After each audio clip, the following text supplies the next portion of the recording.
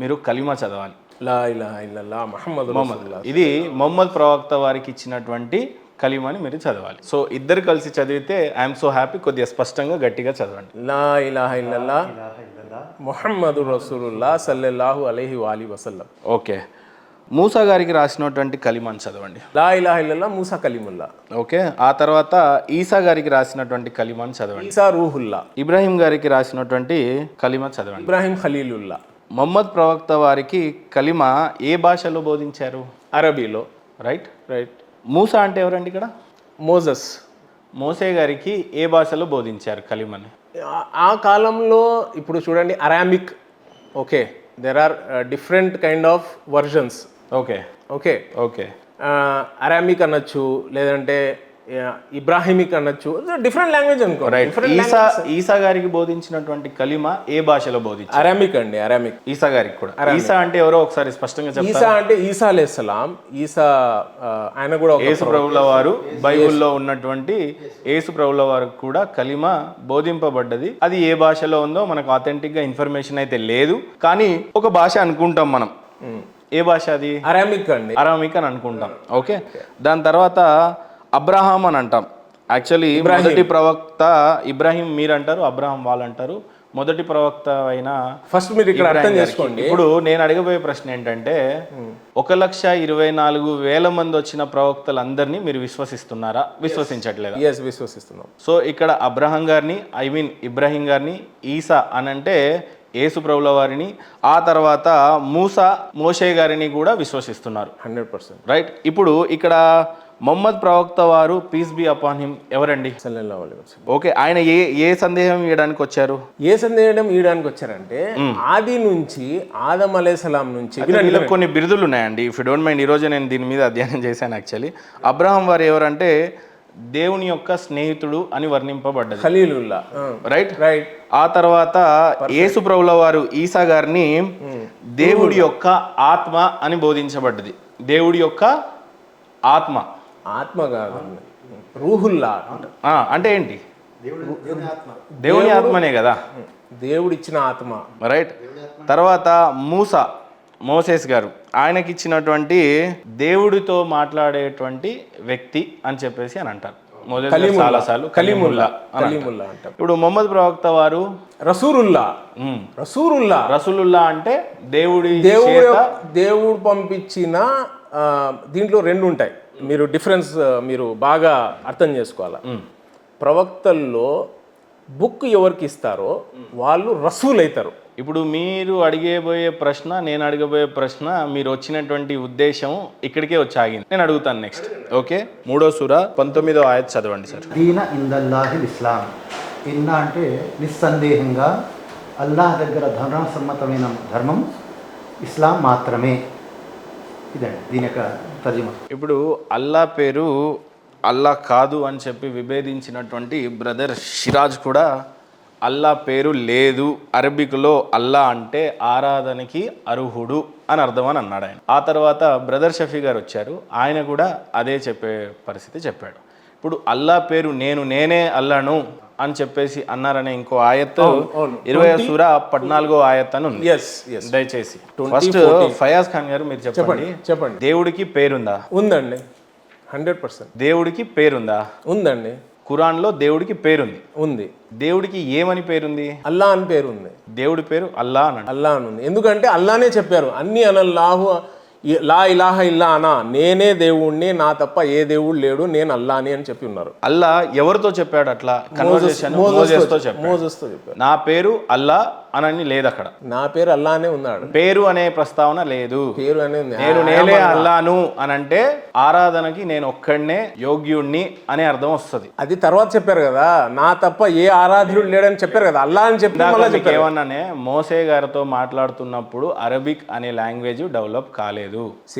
Aramaic అనే భాష ఉంది. అప్పుడు నేను అల్లా అని ఏ రకంగా చెప్తారు? అల్లా అంటే ఆరాధనకి అర్హుడు అని చెప్పేసి చాలా మంది ఆలింలు కూడా బోధిస్తున్నారు. మరి ఇప్పుడు దీనికి నేను మోజెస్కి అల్లా ఏ రకంగా మాట్లాడాడు? అసలు ఓ దైవదూత త్రూనే కదా ఏదైనా జరిగింది. అల్లా ఎప్పుడు మాట్లాడలేదు డైరెక్ట్గా కూడా. అండ్ అల్లాకి రూపం ఉండదు, ఇంకొకలాగా ఆయన పోలి ఉండడు. పోనీ అల్లాకి నామకరణం చేసే అంత యోగ్యుడు ఎవరు ఉంటారు ఈ ప్రపంచంలో? అంటే దేవుడికి పేరు పెట్టే మానవాడు నిజంగానే ఈ భూప్రపంచంలో ఉంటారా? ఎందుకంటే సృష్టికర్త అంతా దేవుడే అయినప్పుడు ఆయనే ఏదన్నా సృష్టించాలి, ఆయనే ఏదన్నా చేయాలి. అంతేగాని మానవుడే ఆయనకి రిటర్న్ వెళ్ళి నీ పేరు అల్లా అని పెట్టే పరిస్థితి ఉంటుందా? ఎవరు పెట్టలేదండి, ఎవరు పెట్టలేదు. దేవుడికి పేరు ఉండదు, రూపం ఉండదు అనేది ఆలింలు చెప్పినటువంటి విషయాలు నేనైతే గమనించాను. మరి ఏది చెప్పినా 1కి 10 సార్లు ఆలోచించి చెప్పాలని నేనైతే కోరుకుంటున్నాను. వాస్తవానికి ఏ వ్యక్తిత్వాన్ని కనుక మనం గుర్తించాలంటే ఆ వ్యక్తిత్వం తన పరిచయం ఎలా చేసుకుంటుంది. ఉదాహరణకు నేను టీచర్ని. ఒక వ్యక్తి నన్ను డాక్టర్ అనుకుంటున్నాడు, ఒక వ్యక్తి నన్ను ఇంజనీర్ అనుకుంటున్నాడు, ఒక వ్యక్తి నన్ను తాపీ మేస్త్రి అనుకుంటున్నాడు, ఒక వ్యక్తి ఏమో పనివాడు అనుకుంటున్నాడు. ఇలాగా నా గురించి నలుగురు 4 విధాలుగా అనుకుంటున్నారు. కానీ నా గురించి నేను చెప్తున్నాను, నేను ఫలానా అని. ఇలాంటి సమయంలో కరెక్ట్ స్టేట్మెంట్ ఏదవుతుంది? నా గురించి నేను ఏదైతే చెప్పానో అది కరెక్ట్ అవుతుంది కదండి. నా గురించి 10 మంది 10 విధాలుగా నన్ను హెచ్చించవచ్చు, తగ్గించవచ్చు. కానీ నా గురించి నేనేం చెప్తున్నానో అది కరెక్ట్ ఉంది. కాబట్టి దైవం తనను తాను ఎలా పరిచయం చేసుకున్నాడు అంటే, యా మూసా, ఓ మూసా ఇన్నని అనల్లా, నేను అల్లాను అని. కాబట్టి ఆయన తన పరిచయం అలా చేసుకున్నాడు కాబట్టి ఆయన అలా మనం పరిచయం చేసుకోవాలన్నమాట. ఇది ఖురాన్ చెప్పేదండి. అయితే ఖురాన్ ఫస్ట్ ఏ భాషలో అవతరింపబడింది? అరబీ భాషలోనే. రైట్. అవును. మోసెస్ కాలంలో వేరే భాషలో ఉంది. ఇప్పుడు మోసెస్ ఏ దేవుడిని తౌరాత్ అనేది సృష్టించినప్పుడు ఆయన యేసు ప్రభుల వారిని యెహోవాని నమ్ము అని అంటున్నారు. మరి అక్కడ అవును. ఇప్పుడు మీరు చెప్పేటువంటి కాంట్రడిక్షన్ చాలా మంది మతాలను, మనుషులను కదిలించే విషయం. లేదు వినండి, చాలా సింపుల్. ఇది చాలా సింపుల్ అండి. ఇప్పుడు ఫస్ట్ ఆఫ్ ఆల్ అతివుల్లా అతివుర్ రసూల్ అని నేను మీకు చెప్పాను. అరబిక్లో కూడా నా పేరు అల్లా అని చెప్పాడు. నేనే అల్లాను అని అంటున్నారు. నేను ఆరాధనకి యోగ్యుడైనటువంటి వ్యక్తిగా దేవుడు అనుకుందాం కాసేపు, అస్తిత్వం. కానీ నా పేరు అనేది లేదు అక్కడ. దేవుడు మోసెస్తో మాట్లాడుతున్నప్పుడు నేనే అల్లాను అని అంటున్నాడు. పోనీ ఆయన పేరు అల్లా అయి ఉండుంటే నేను నా పేరు అల్లాని నీ దేవుడిని బోధించేవాడే. ఒక్క నిమిషం నేను మీకు ఇక్కడ అంటే ఇది నేనేదో కాంట్రడిక్షన్ చేయాలని ఆలింలు బోధించినటువంటి విషయాలు. ఒక్క నిమిషం అండి. ఇప్పుడు ఒక్క నిమిషం మీరు కొద్దిగా ప్రశాంతంగా ఉండాలి. భూమానవులందరినీ సృష్టించినటువంటి దేవుడి పేరు నిజంగా ఉంటే చాలా పెద్ద కాంట్రడిక్షన్ అవుతుంది, తర్వాత మాట్లాడదాం.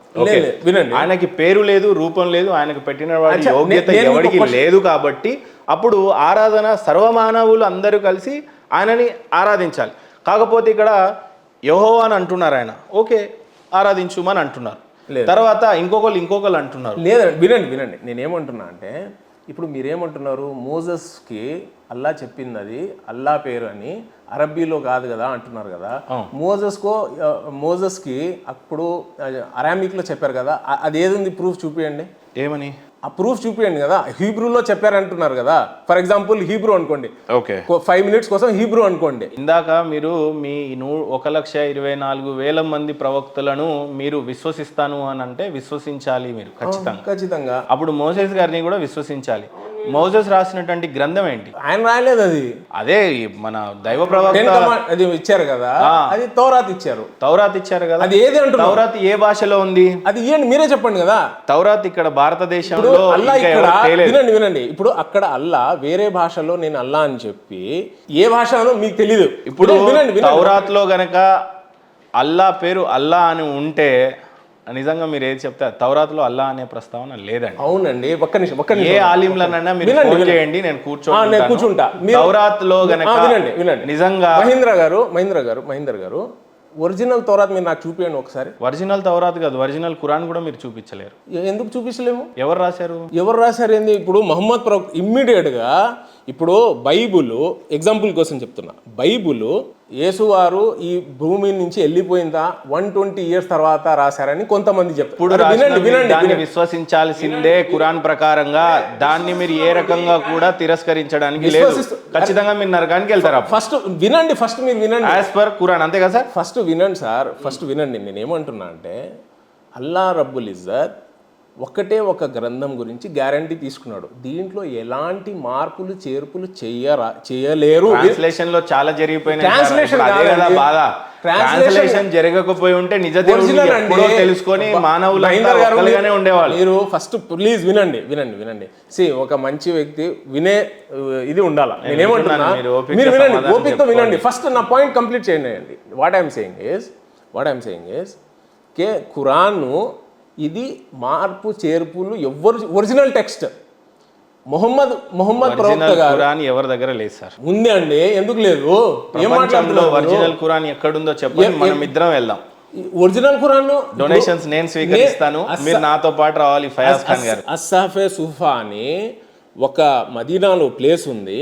అక్కడ అన్ని పనులు వదిలేసి కొంతమందిని మొహమ్మద్ ప్రవక్త గారు అక్కడ కూర్చోబెట్టి అస్సాఫే సూఫా అంటారు వాళ్ళని.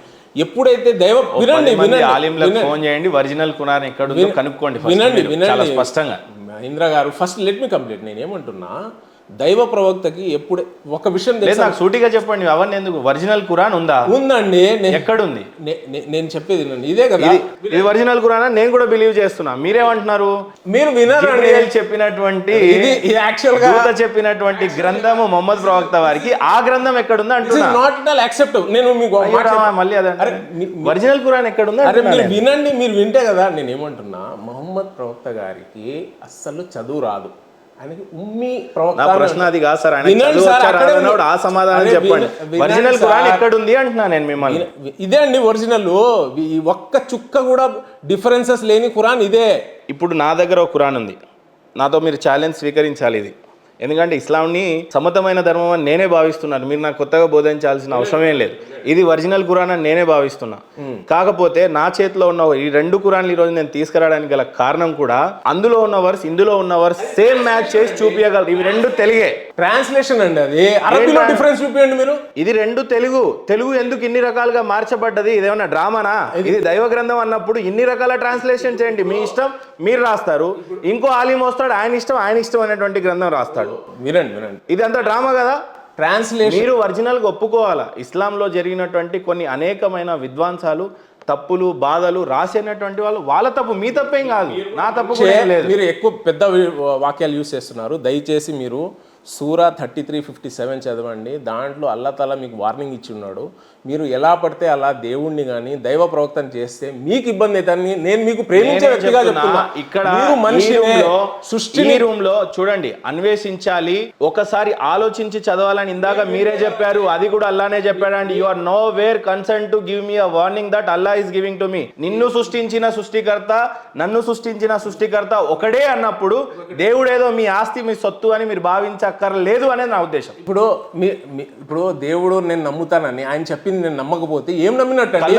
నిజాన్ని మీరు యాక్సెప్ట్ చేయలేకపోతే మీరేమి, ఏ రకంగా మిమ్మల్ని స్వీకరించాలి? మీరు 2 తెలుగు ఖురాన్లు చెప్పండి అండి, ఎందుకు ఊరికే వినండి. మరి అప్పుడు ఇప్పుడు నేనేమంటున్నా, 2 ఖురాన్లు ఉన్నాయి, 2 తెలుగే. ట్రాన్స్లేషన్ లో డిఫరెన్స్ ఉంటుందండి. మరి ఇప్పుడు మీరేమన్నారు ఇందాక, ఒక్క వాక్యం కూడా పొల్లు పోకుండా అరబీలో అని అన్నారు. అరబీలో అది అరబిక్ లో మీకు తెలియరా? మీకు అరబికే రాదు, మీరు ఎలా చదువుతారు? అరబీలో అండి, అరబీలో ఎలా చదువుతారు అంటే దాంట్లో బెస్ట్ ట్రాన్స్లేషన్ ఎవరు తీసుకుంటారో అది మేము తీసుకుంటాం. అరబీ అయితే ట్రాన్స్లేషన్స్ లో అనేక గందరగోళాలు సృష్టించారు. ట్రాన్స్లేషన్స్ అండి, దాని గురించి ఈరోజు ఆలిములు, ముఫ్తీర్లు పాపం చాలా బాధపడుతున్నారు. నీ దేవుడు వేరే, నా మతం వేరే అయిపోయింది, ఇది ఏ రకంగా సాధ్యపడుతుంది అని. నా క్వశ్చన్ కూడా అదే సార్. ఇప్పుడు నేనే అల్లాను అని దేవుడు ఒక్కడు ఉన్నప్పుడు ఇన్ని విగ్రహాలు ఎట్లా వచ్చినాయండి? ఇప్పుడు అది కాంట్రడిక్షన్ అవుతుంది. చెప్పాలి కదా. ఇప్పుడు మీరు దేవుడు ఒక్కడే అన్నారు, మరి ఇన్ని విగ్రహాలు ఎట్లా వచ్చినాయి? అది ఖురాన్ లో అంటున్నాను. ఖురాన్లో నేను దేవుడు ఒక్కడే, నన్ను పోలిన వాడు ఇంకొకడు లేడు అని చెప్పి ఖురాన్ చాలా స్పష్టంగా బోధిస్తుంది అని అంటున్నా. మరి ఇన్ని ఖురాన్లు తెలుగులోనే ఉన్నప్పుడు కొన్ని వందల వేల డిఫరెన్సెస్ ఉన్నాయి ఒకే తెలుగులో ఉన్న ఖురాన్లో. ఇప్పుడు నా ప్రాబ్లం ఏంటంటే, ఒక 2-3 ఖురాన్లు చదువుతున్నా, వర్సెస్ మారిపోతున్నాయి. ఇప్పుడు తెలంగాణ ఈ ఖురాన్ ఏందనంటే, ఇక్కడ నుంచి చదివితే ఉల్టుంది, ఇటు నుంచి రావాలి అరబిక్ పద్ధతిలో. Your argument is so weak. తెలంగాణలో ఈ అలా అంటాం, మేము ఆంధ్రాలో ఈ రోజు అంటాం. ఎంత డిఫరెన్స్ ఉంది? ఇవాళ ఈ రోజు ఎందుకు డిఫరెన్స్ ఉందని మీకు మమ్మల్ని అడిగితే తెలుగు డిఫరెన్స్ ఉంది కాబట్టి తెలుగులోనే తెలుగు డిఫరెన్సెస్ ఉన్నాయి కాబట్టి అలా అలా రాశారు.